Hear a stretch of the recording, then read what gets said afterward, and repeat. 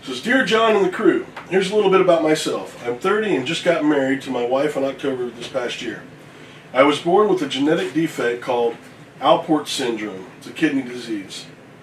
With what I have, me and my wife knew I would eventually need a transplant. I always tried to take care of how I lived. You know, watch what I ate, not drinking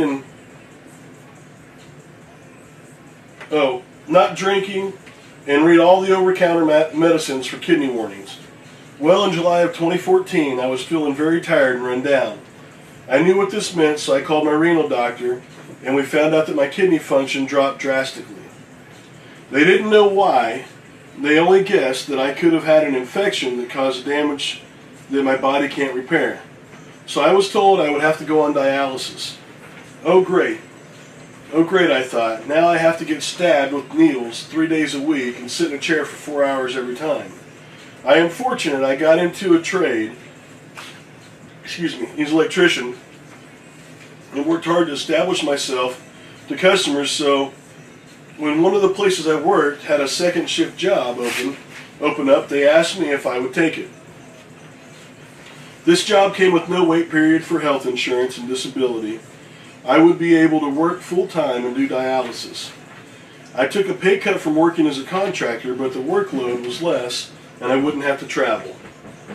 As I'm getting worked up to be put on the transplant list, which has about a 4-year wait time, my wife volunteers to be my living donor.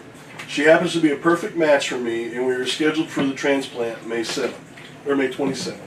That's coming right up. During my time at dialysis, I would watch YouTube videos and came across your channel when I was looking for reviews on a concealed carry weapons belt. Then I started to watch your breakfast videos and thought you guys were pretty funny and entertaining. Then I heard Lance's story of what he overcame, and then your story of starting over again. This was inspiration for me. Not that I was starting over or had to overcome an injury, but that my life had hit a pause and my plans for the future were on hold. The first few months on dialysis were really depressing because you sit there and you just think about how shitty it is, and it makes you dehydrated and worn out. You guys helped give me the push to keep on with living. I was told all the time by my doctors that I didn't have to work and that it'd be easier if I would go on disability. Hold on a second. Yeah. We didn't give you the push or the will to live. You had that in there. Mm-hmm. We just occupied your time for a little while you figured that out, or whatever it was you had to switch in your head to make that work. But we're not the reason you're alive. You didn't. That was in you. You have that drive. That's you. That's your family. That's whatever you have immediately there. Yep. We just were something that we were lucky to be the ones you were, looking at when you came to that conclusion. So. Well, and that's one thing too, like that intestinal fortitude or that staying power, or whatever. You're not born with it. It's something you develop, and you can develop. And if you don't feel like you have much, you can work on developing. That's what I was wondering as well.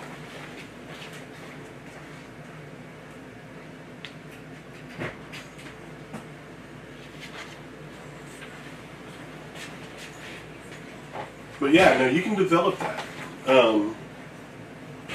every day. There's ways that you can develop that by challenging yourself, pushing yourself, and everything.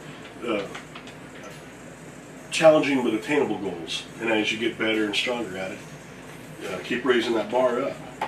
But okay, be easier if I went on disability. It would also have been cheaper if I did. I hate to say it was very tempting to do it, but when I was sitting in that chair, I would hear other people talk about getting their disability almost like they hit the lottery. You do hear that. You hear that fucking all around here too. Yep. This was infuriating that some people would stay sick instead of changing their lives to get on the transplant list. Some of the people there had to just quit smoking or control their diabetes to get on the list. Some of the people only had to do the workup. Like you guys talk about, the scumbags are always the rudest and treat the nurses like shit. Like to get mad if the nurses are running late and they don't get out of there at the time that they want. Like they got somewhere to fucking be. I even watch a guy pull out his own needles and spray blood everywhere because he didn't want to wait to get unhooked. They also want free samples and medicine so they don't have to pay the $10 copay. I'm not bashing people who need it, just the assholes that are my age and choosing to be slugs. Sorry this was long. I just wanted to say thank you for the videos that you put out and how you use your YouTube popularity to let us know about things like strong like Jack or tough like Jack. Talk about how hard work pays off and fire the shithead customers. It's almost like kids are told working with your hands is beneath them. Well, guess what the less people in my trade. Well, guess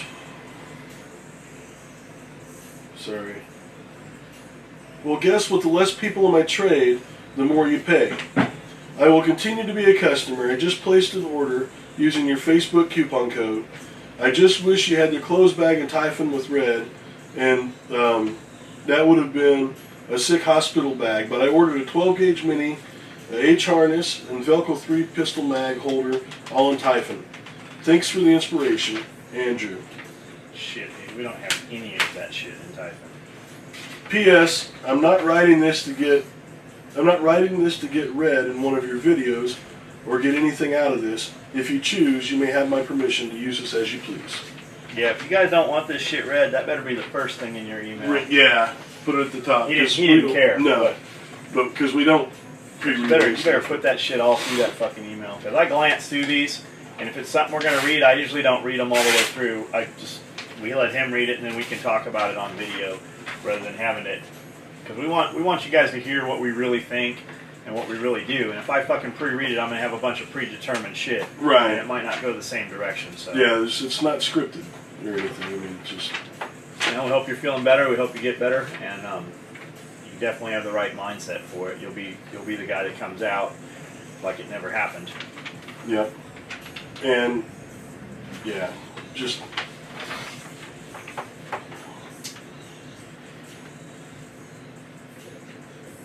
This is from Jonathan. It says, your products are like gigantic boobs. You cannot stop staring at and get even more excited when you get to touch. I just wanted to thank you for you all for working so hard. I got 2 separate orders this week which surpassed all expectations. I was told about your company by a friend from college about a year ago. I looked you up and saw your videos in that room with the checkered table. I started small, got a Cobra keychain. It shipped extremely fast and I still use it for work and now have a key fob as well. Eventually a duffel bag, a cock, a water bottle, etc. came and my SOE everyday carry inventory grew as did the comments I got from friends and family. Now explaining the cock on my dash was always a fun conversation. When your sister asks you and you man up and say it's my cock, the look of horror and eventual silence post-explanation was a treat. I was able to put my first EDC belt on in about 24 seconds. That alone made me proud to be a customer. As far as customer service goes, you guys are awesome. I asked once about an iPad case, which you promptly and politely told me was out of stock, while then shipping the rest of my order to me. More recently, when Lance wanted to Hulk smash a butthurt customer, I read his replies to said butthurt chode on Facebook, and was able to send an email saying I would greatly accept an ID carrier in another color, as black was out of stock. Boom! Next day, 2 orders shipped. Since my SOE venture started, I have now, based on your videos, placed orders specifically supporting American-made companies. Key Bar, Rogue American Apparel, Trayvac, 9Line. Even bought my first Medford knife because I saw a video of James Yeager at Blade Show with Greg Medford. That SOE Strider will be in the collection one day. I'm a 3rd generation in our athletic contracting business. We sell and install gym equipment, hoops, bleachers, wall pads, etc. And I grew up watching my father and mother work endless hours for my family, and they showed me how hard you have to work to reach your goals and true potential. And when you make it buying the toys you always wanted, it's that much sweeter. So I appreciate seeing you all doing the same and treating each other as family. So until the next order, which should be soon, thanks again, everybody, and enjoy those eggs. John.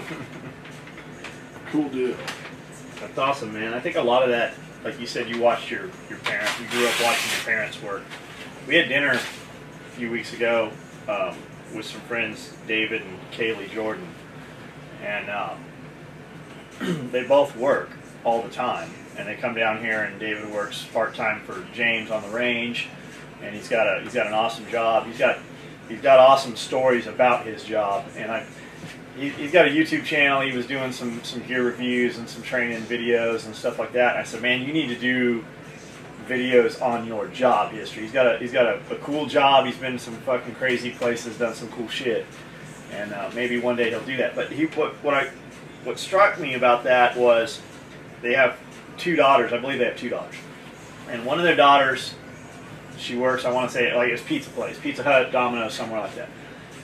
She goes to school, gets off, works 4, 5, 6 hours a day after school, and she never misses school, never misses work.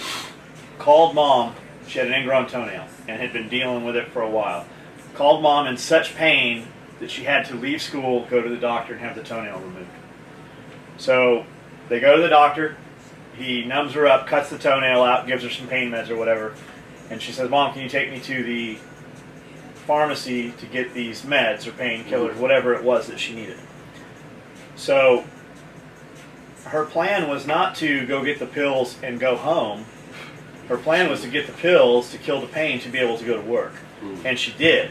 Having the toenail, ingrown toenail removed, went to work, worked her 4, 5, 6 hour shift, whatever it was. And Kaylee said, I guess I expect her to go home, but they don't know that. Like, that's not an option.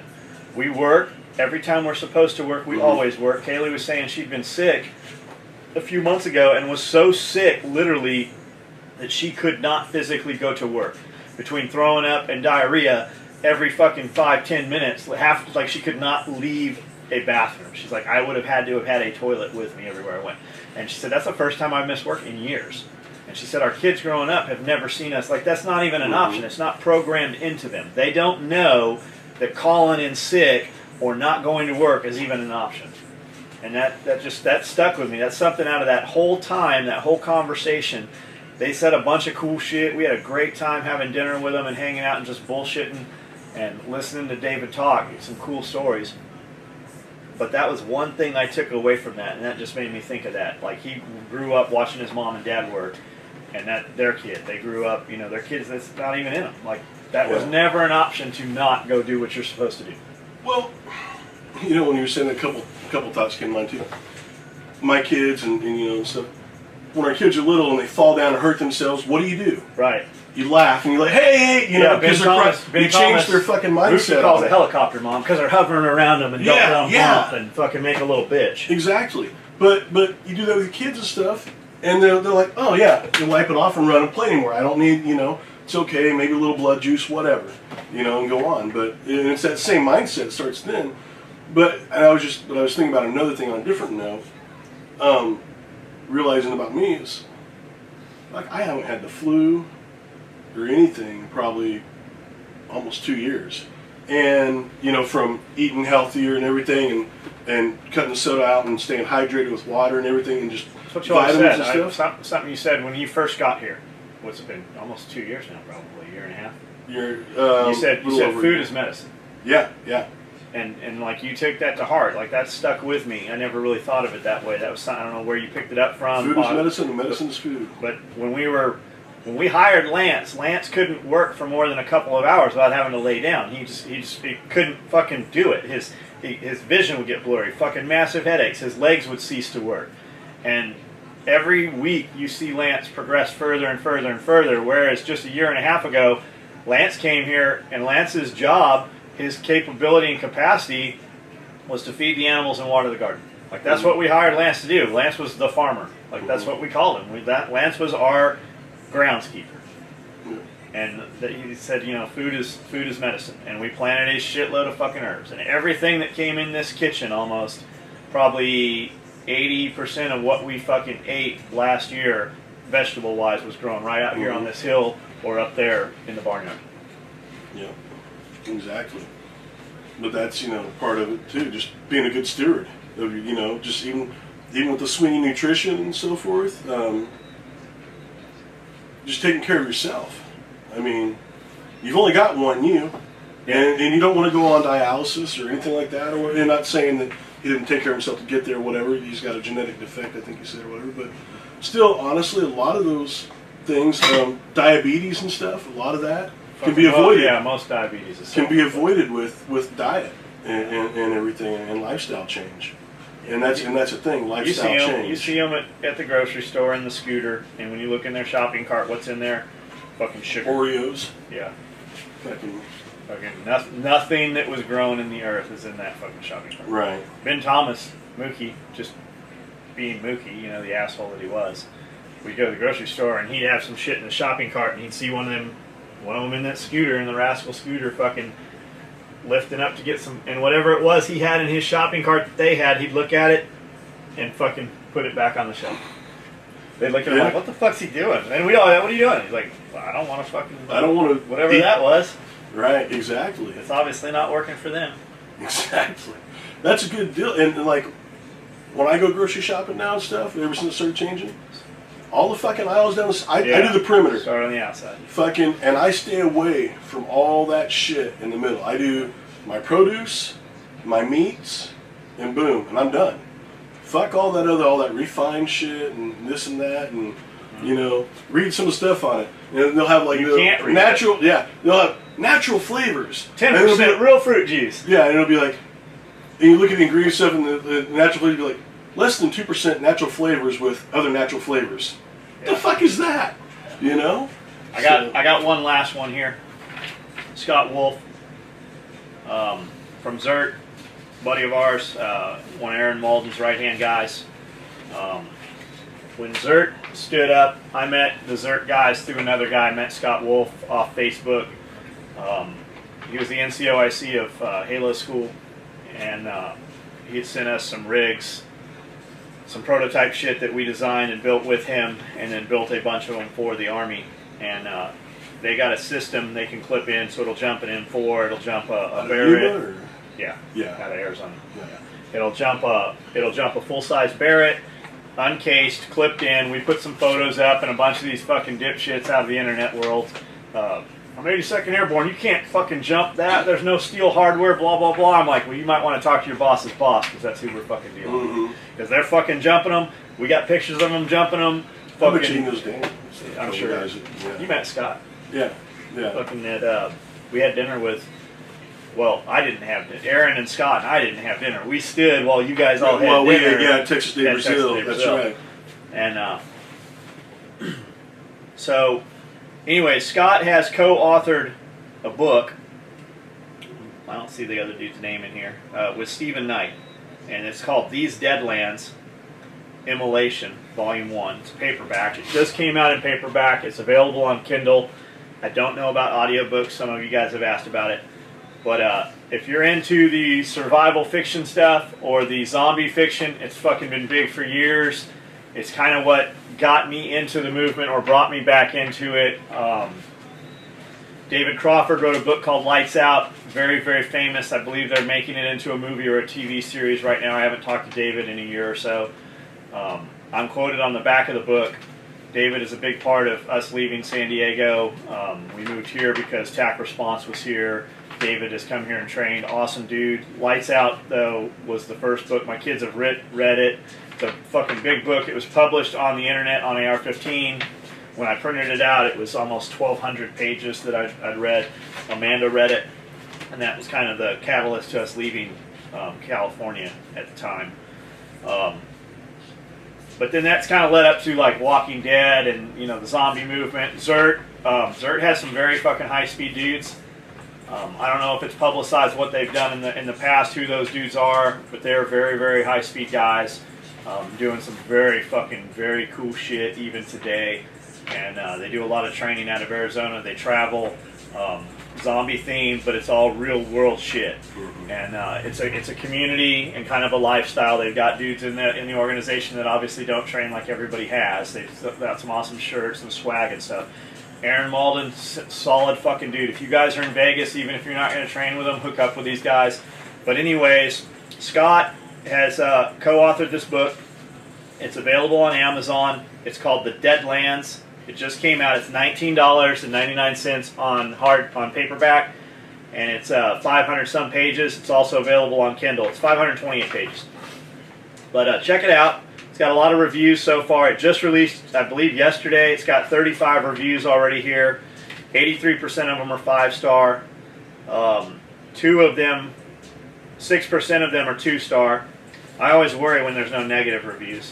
And there are some negative reviews here because I get more shit out of the negative than I do the positive. Plus, I feed off of it and it makes me a lot better. It motivates me. But what it says is the United States of America has fallen before armies of the dead, leading the sole survivor of the U.S. Army's 10th Mountain Division out to overrun city of New York. Captain Phil Hastings heads for the safety of Fort Indiantown Gap, a National Guard training facility deep in the woodlands of... I don't know. It didn't print out the rest of it. But there's a bunch of reviews here. You guys, please check it out. I've got links to it yesterday, and I'll put another link to it on Facebook. I don't know if he has a Facebook page set up for this. If you don't, Scott, you should. But I'll link to it. Go check it out. If nothing else, just check it out. Please share the link. If you think I'm a fucking asshole, even more reason to meet Scott, because Scott's cool as can be. If you fucking don't like us, check it out anyways. Just Scott's a cool industry dude, and I have not read the book, but knowing Scott, it'll be fucking cool.